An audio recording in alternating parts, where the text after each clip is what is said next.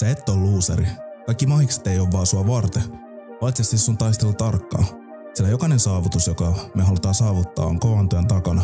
Tulee vastoinkäymisiä, asiat ei mene niin kuin me haluttais, vanhoihin tapoihin jääneet ystävät jää taakse ja uudet, jotka täyttää uudet standardit ilmestyy tilalle. Ja välillä tekisi vaan mieli luovuttaa.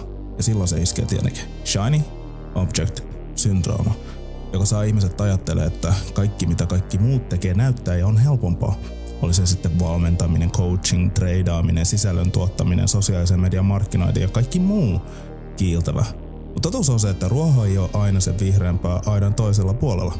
On helppo unohtaa, että muitakin on koetellut haasteet, turhautumiset ja vastoinkäymiset.